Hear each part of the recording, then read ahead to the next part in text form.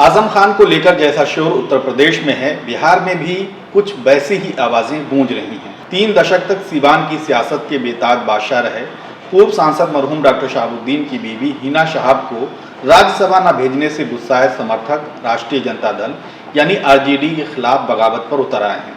सीवान से लेकर पटना तक इसी विरोध की तपिश दिखाई दे रही है। आरजेडी ने लालू प्रसाद यादव की बेटी मीसा भारती और डॉक्टर फैयाज अहमद का नाम राज्यसभा के लिए फाइनल किया।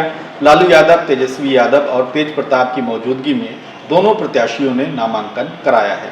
चूंकि डॉक्टर शहाबुद्दीन के समर्थक हिना शहाब को राज्यसभा भेजने की मांग कर रहे थे, लेकिन शहाबुद्दीन की गैर मौजूदगी में ऐसा नहीं हो सका, तो उनमें उबाल है। डॉक्टर फैयाज कौन है और आरजेडी में उनकी भूमिका क्या है, पहले ये जान लेते हैं। 59 साल के डॉक्टर फैयाज शिक्षाविद हैं, मधुबनी में मेडिकल कॉलेज हैं, बीएड और कई दूसरे कॉलेजों के संचालक हैं। फैयाज एक वक्त में नीतीश कुमार की जेडीयू के नेता हुआ करते थे। जेडीयू की टिकट पर 2005 का विधानसभा चुनाव लड़ा, लेकिन हार गए।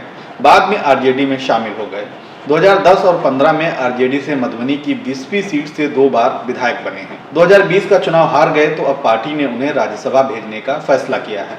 डॉक्टर फैयाज के समर्थक उन्हें राज्यसभा भेजने के फैसले से खुश हैं। अब बात करते हैं डॉक्टर शहाबुद्दीन की। लालू यादव से उनकी नजदीकी और वफादारी जग जाहिर है। पिछले साल 1 मई 2021 को तिहाड़ जेल में रहते कोरोना संक्रमण से उनकी मौत हो गई थी।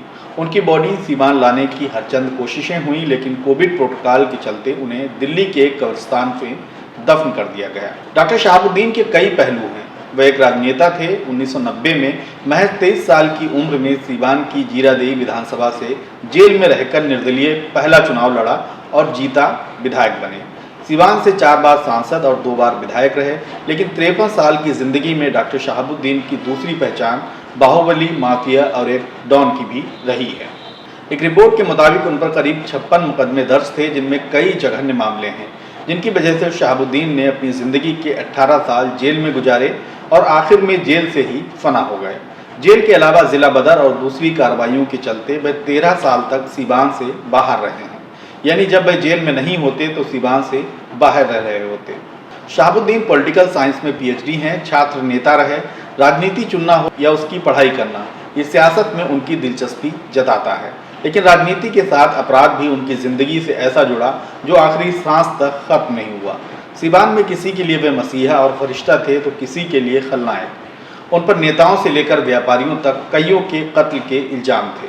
राजनीति और अपराध की इस गठजोड़ में दुआ और बददुआओं का सिलसिला उनके साथ बराबर का रहा।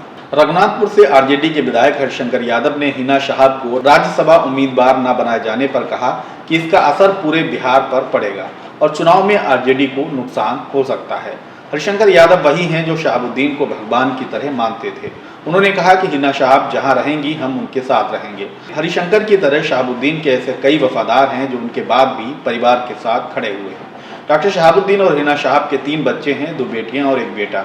हिना शहाब जब ग्रेजुएशन कर रही थीं, तभी शहाबुद्दीन के साथ उनकी शादी हो गई थी। शहाबुद्दीन के पास सब कुछ था, दौलत, शोहरत, ताकत, लेकिन मुश्किलें भी कम नहीं। और ऐसे वक्त में हिना शहाब अपने शौहर के साथ हर मुश्किल वक्त में डटकर खड़ी रही। यही वजह है कि अब जब राज्यसभा के लिए उम्मीदवारों की चयन प्रक्रिया हुई तो उनके समर्थकों ने हिना शहाब के नाम की मांग उठाई। लेकिन आरजेडी, जो शहाबुद्दीन के जेल में रहने के दौरान और कोरोना के वक्त नजरअंदाज किए जाने के आरोपों का सामना कर रही है, उसने हिना शहाब को नजरअंदाज करके उनके समर्थकों को आक्रोशित होने की एक और वजह दे दी है। दरअसल यूपी और बिहार की राजनीति काफी हद तक एक जैसी है। दोनों राज्यों में समाजवाद की राजनीति करने वाले दल हैं। बिहार में आरजेडी और यूपी में समाजवादी पार्टी, जिनकी राजनीति मुस्लिम और यादव समीकरण की धुरी पर घूमती रही है।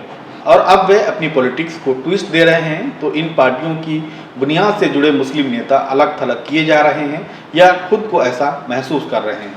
आजम खान भी उनमें से एक है। आजम खान, जो कि यूपी के सबसे वरिष्ठ विधायक हैं, सपा पर आजम खान को नजरअंदाज करने का आरोप है। वे हाल में 27 महीनों की जेल काटकर जमानत पर बाहर आए हैं। आजम खान का किरदार डॉक्टर शहाबुद्दीन की तुलना में एकदम जुदा है। अपराध की दुनिया से उनका दूर दूर तक कोई नाता नहीं रहा, लेकिन यूपी चुनाव के वक्त वे माफिया की टॉप लिस्ट पर शामिल थे। और समाजवादी पार्टी संविधान समाजवाद के अपने सबसे बड़े पैरोकार नेता की छवि को माफिया के तौर पर भुनाने की अपनी प्रतिद्वंदी की काट तक नहीं ढूंढ पाई। 27 महीने जेल में रहे अखिलेश यादव या मुलायम सिंह ने एक बार भी उनसे मुलाकात करना मुनासिब नहीं समझा।